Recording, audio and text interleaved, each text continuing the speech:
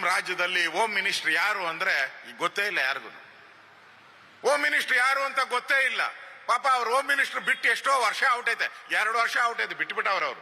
ನೀವ್ ಏನಾನ ಮಾಡಗಳಿ ಕರ್ನಾಟಕದಲ್ಲಿ, ಏನ್ ರೇಪನ ಮಾಡಿ, ಕಳ್ತನ ಮಾಡಿ, ಏನಾನ ಮಾಡಿ, ಏನ್ ಕೇಳಿದ್ರು ಪರಿಶೀಲಿಸಲಾಗುವುದು, ನೋಡಲಾಗುವುದು, ಕಾನೂನು ಪ್ರಕಾರ ಕ್ರಮ ತೆಗೆದುಕೊಳ್ಳಲಾಗುವುದು,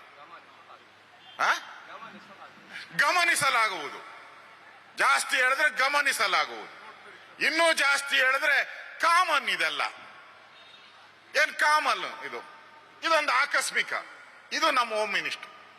ಇಂಥ ಹೋಮ್ ಮಿನಿಸ್ಟ್ರು, ವೀಲ್ ಚೇರ್ ಓಡಾಡೋ ಸಿಎಂ, ಲೂಟಿ ಹೊಡಿತಾ ಇರೋ DK ಶಿವಕುಮಾರ್, ಹೇಳೋರು ಕೇಳೋರು ಇಲ್ಲದೆ ಇರತಕ್ಕಂತ ಮಂತ್ರಿಗಳು. ಇವತ್ತು ಮಂತ್ರಿಗಳಿಗೆಲ್ಲ ಸಿದ್ದರಾಮಯ್ಯ ಹೇಳಿದ್ರು, ಪ್ರತಿ ತಿಂಗಳು ಎಲ್ಲರೂ ಹೋಗಿ ಕುಂದುಕೊರತೆ ಸಭೆ ಮಾಡಬೇಕು ಜಿಲ್ಲೆಗಳಲ್ಲಿ ಅಂದ್ರು.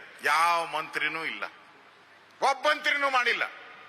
ಪ್ರತಿ ತಿಂಗಳು ಪತ್ತೆನೇ ಇಲ್ಲ ಅವರು.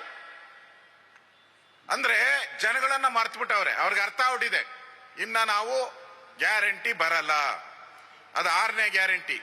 ಕಾಂಗ್ರೆಸ್ ಅವರು ನೆಕ್ಸ್ಟ್ ಬರಲ್ಲ, ಈಗಾಗಲೇ ಬರ್ದ್ಬಿಟ್ಟಿದ್ದೀನಿ ಅಂತ ಹೇಳಿದ್ದಾರೆ. ಯಾರು? ನಮ್ಮ ಜಾರಕಿಹೊಳಿ ಅವರು ಇಲ್ಲೇ ಬರ್ದು ಹೋಗ್ತಾರಂತೆ. ಅಭಯ್ ಪಾಟೀಲ್ ಅವರಿಬ್ರು ಬರೀತಾರೆ. ಅಣ್ಣ ನೀವೇನ್ ಬರೆಯೋದು?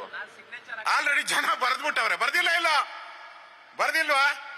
ಆಲ್ರೆಡಿ ಜನ ಬರೆದ್ಬಿಟ್ಟವ್ರೆ.